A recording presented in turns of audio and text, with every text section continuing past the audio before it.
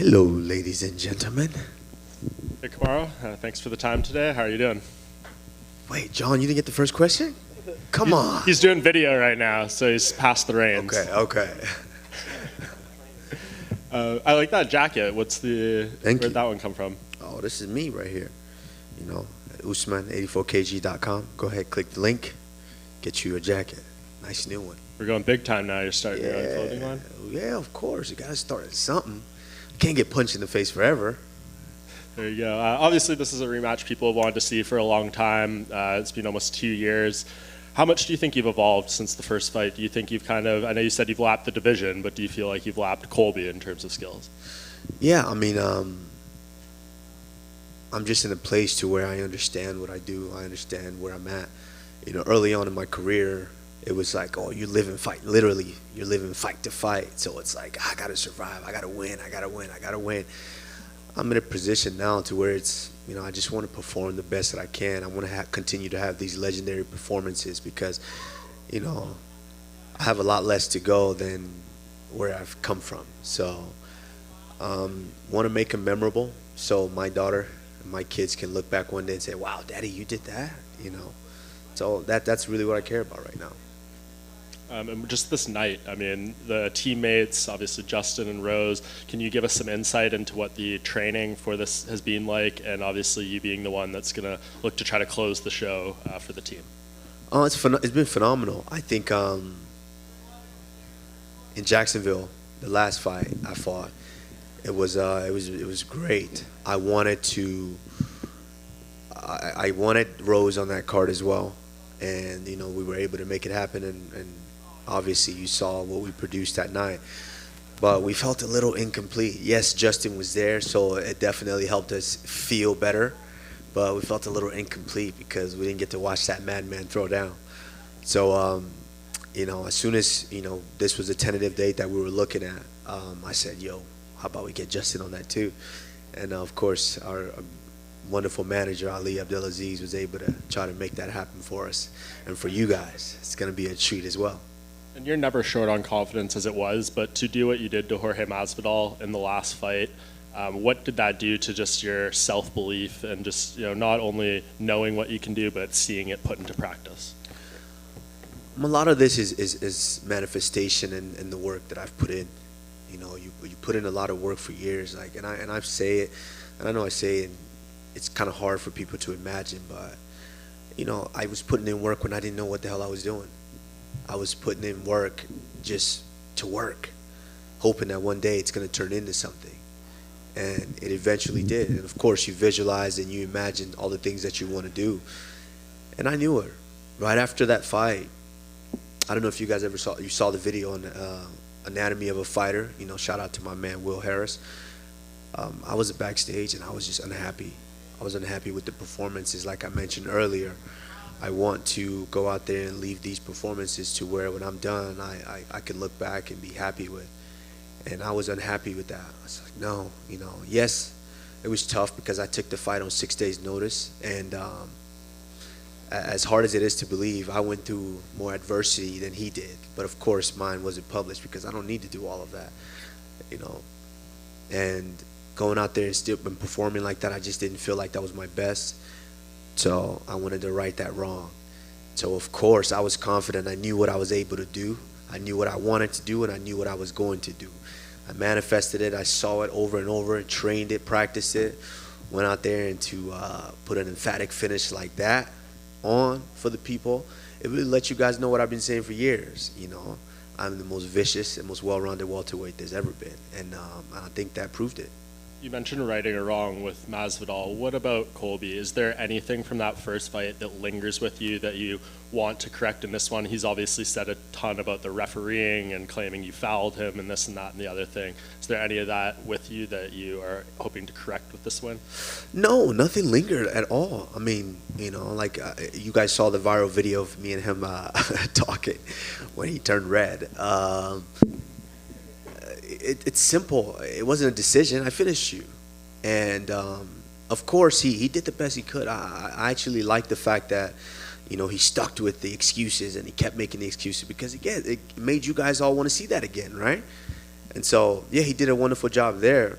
But he said he's saying, oh, it's a fake eye poke when the masses watch you finger my eye.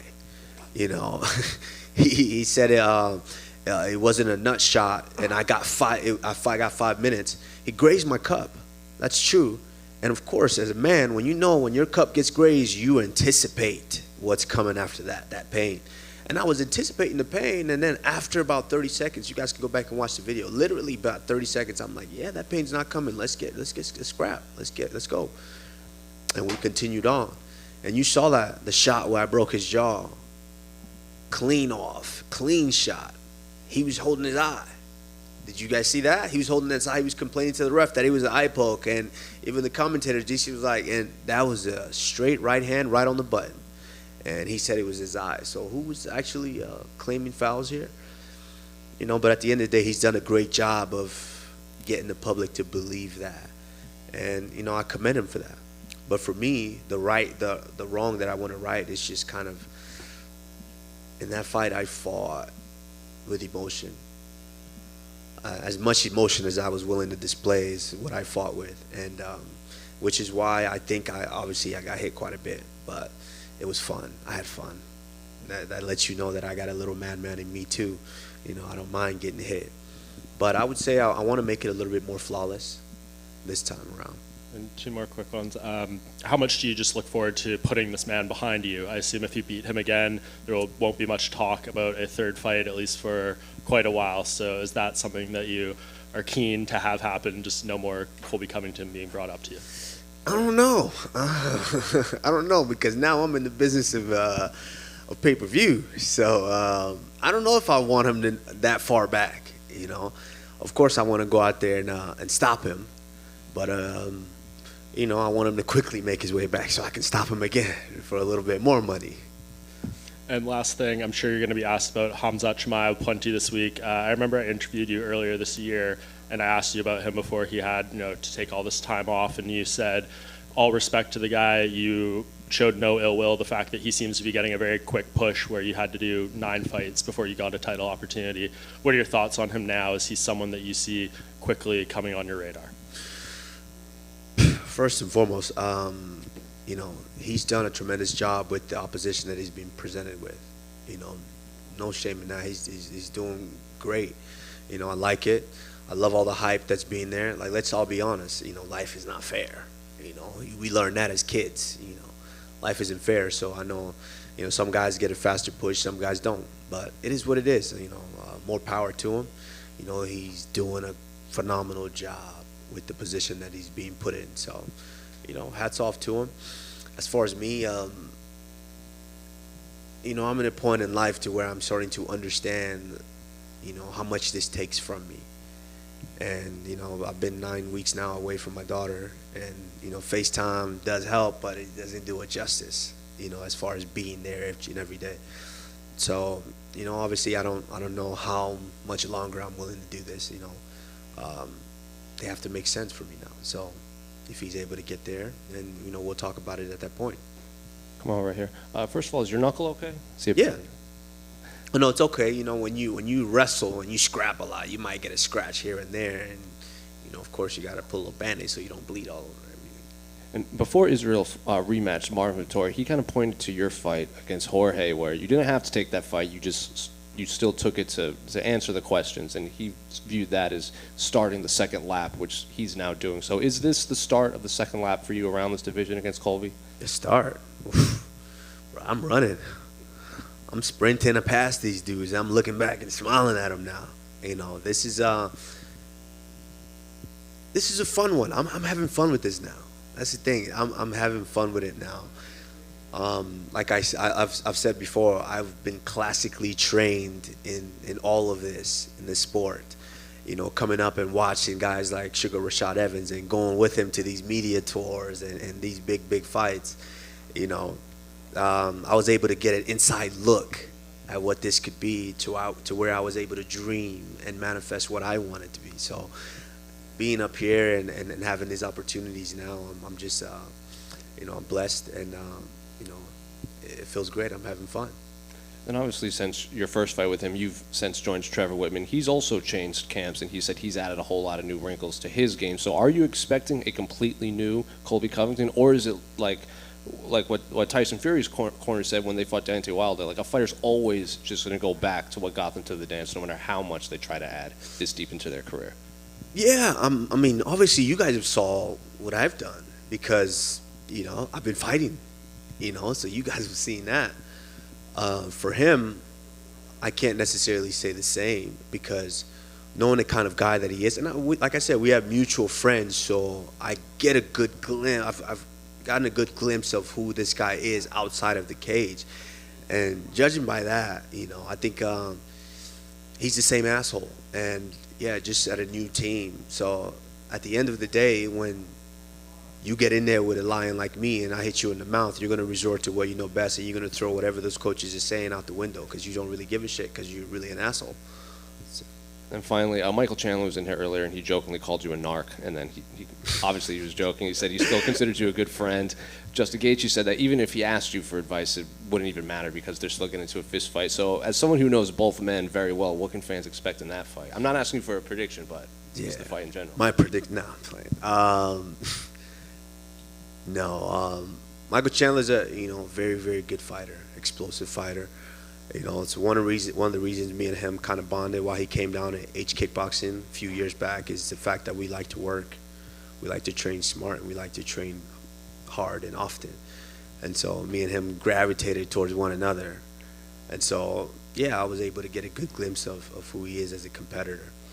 And, excellent fighter, very good, hard-nosed fighter. It's so funny how similar these guys are. Justin's just a savage, really, the only word to describe him. This is a guy that kind of loves fighting. I'm being honest with you guys. I don't necessarily love fighting. I love to compete, but this guy just loves what he does. He eats, sleeps, and breathes this. So you guys can expect just the fireworks. And this is one of those fights to where if both of these men are standing after that third round, you could tell that they're just nuts. Just madmen, they could definitely take a shot. Kamaru, we mentioned Hamzat here, and you said you haven't got long left in this career. When people start bringing up names like him to you, is there a feeling of like, a champion's work is never done? Like you get rid of one guy and there's already the next guy ahead of you. I mean, that's how it is. Like, come on.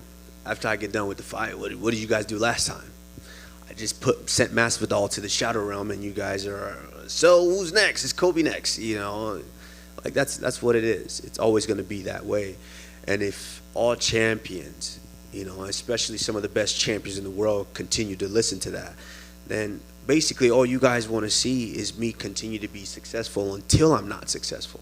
Then you guys can then put that stamp on it and say, he's washed up, he needs to leave.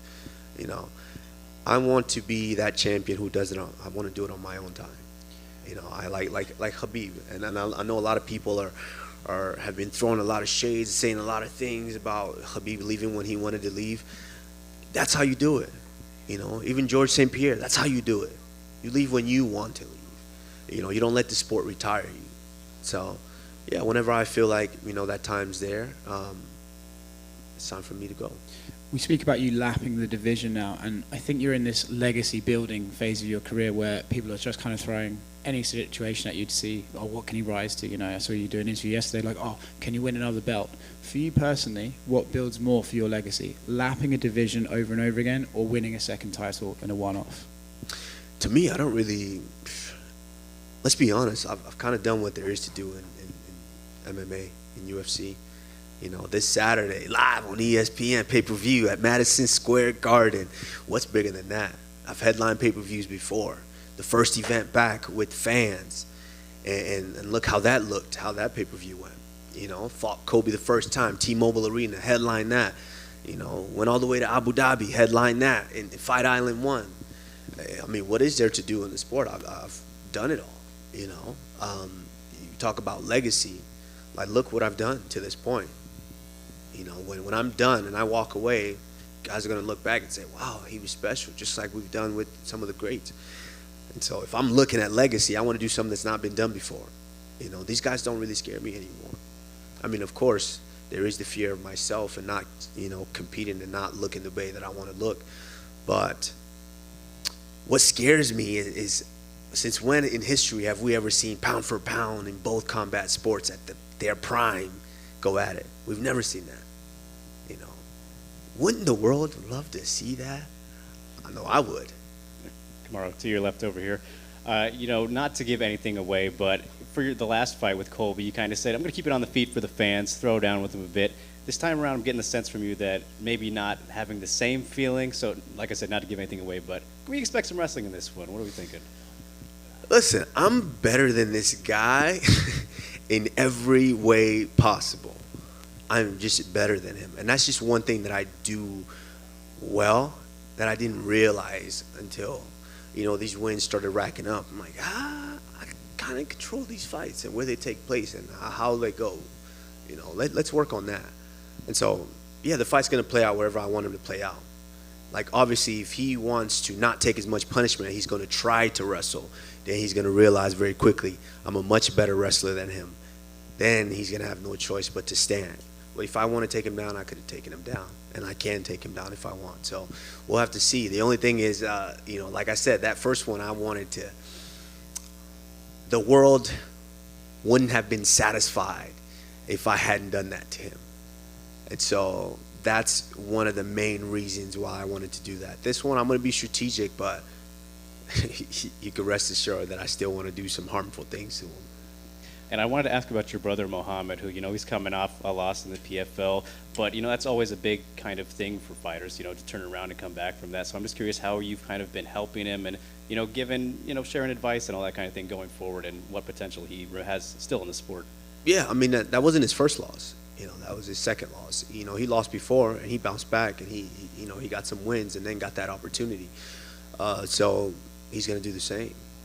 He right away, you start to realize, maybe I'm not where I want to be yet. So let me get back to the drawing board. So since then, you know, he's really made the move out to Colorado, and he's putting a lot of emphasis on his training. So, you know, we want to make him the savage that he wants to be. So eventually he'll get there, and you guys will be talking to him, not me. All right, best of luck tomorrow. Tomorrow, over here on your right, you mentioned pound for pound versus pound for pound. I assume you're talking about Canelo Alvarez, the pound for pound top boxer. Yes, absolutely.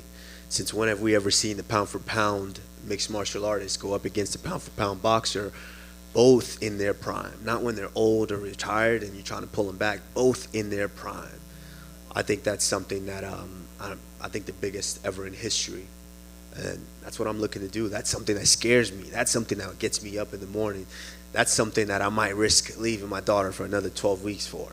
So, you know, we'll see. That's something that I'm looking at. And, you know, God willing, you know, this Saturday we do what we need to do, then why not?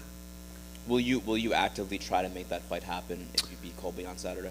I mean, yeah, you know, pound for pound mixed martial artist in the world versus pound for pound boxer in the world, promoted by the pound for pound Dana White. Why not? Why not? You know, why not? And you're, I mean, coincidentally enough, you're actually going head to head with him this week. I know. Saturday. We'll see who does better. I mean, we're both in the business of entertainment nowadays. He's going to entertain on the same night. So are we. We'll see who does better numbers, and then we're going to sit there and we'll have a discussion with the pound-for-pound best promoter in the game, Dana White, and we'll try to make something happen. Have you spoken to Dana about this? Have you expressed this wish to him? Yeah, you know, Dana's hearing about it now, I guarantee you. He's hearing about it now, and that's one thing that I love about Dana is if it makes money, makes sense. So hopefully we have that conversation. Who wins that fight, you or Canelo? And you talk Me or talk Canelo? about boxing too, right? In now. boxing, yeah, absolutely. Yeah. I mean, come on now. He wouldn't dare come in here. Let's be honest. You know, that's the thing is we have to pursue these guys because we're willing to take that risk. You know, I don't know if they're willing to pursue us. So let's be honest. You know, that, like I said, there's a reason that scares me. That scares me because, you know, he's a master at his craft. And, you know, he's used to these boxers. He's used to the boxing speed and the boxing, you know, movements and things like that. We're different. You know, sometimes different could be good. What's wrong with giving him a different look? So, of course, it's a tall tree to climb, but, you know, we saw what happened the last time I was an underdog. Thanks, Kamaru. Thank you. Kamaru right here on your left. Kamaru, talking about the numbers, I know you're looking at some boxing and making that big money, but you are approaching Anderson Silva's all-time mark of those 16 UFC victories in a row. How much would it mean to you to break that kind of mark and prove just like you're the generational talent here in this time? That's interesting, and I've said it before early on in some of these, press conferences. I don't really look at that. You guys I find out when you guys tell me, hey, you're approaching this number and that number and this number. I don't look at that. I learned a long time ago when I was 1-1 and saying, shit, I just lost. I'm not undefeated anymore. And having that talk with Rashad Evans and him telling me just take it one fight at a time. So as long as I continue to take it one fight at a time, all these numbers continue to rack up and pile up. So that's all I'm doing. I'm not chasing anybody, or I'm not trying to do this better than this guy or this guy. I'm doing it my way, and I'm just getting one win at a time. So when I'm done, I want you guys to let me know how great I was. The Hispanic fans noticed that Kamaru Usman's been rocking a Colombian national team jersey a lot.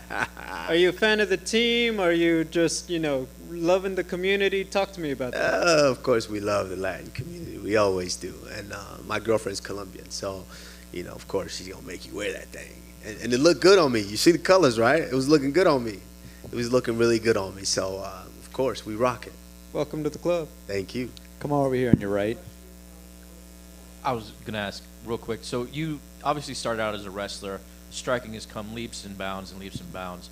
At what point did the striking really click for you, or has it? Is there still some thing that you're looking to achieve with that hasn't happened, or have you felt that it's just, I've got there to where I want it to be? No, I'm always growing. There's always room for improvement. The thing is, the striking's always been there. It's just going out there and having it come to fruition. Like, we all know that this is not a sprint, it's a marathon. It takes time to really learn and evolve in the sport, something that my little brother is learning as well. It takes time to get there.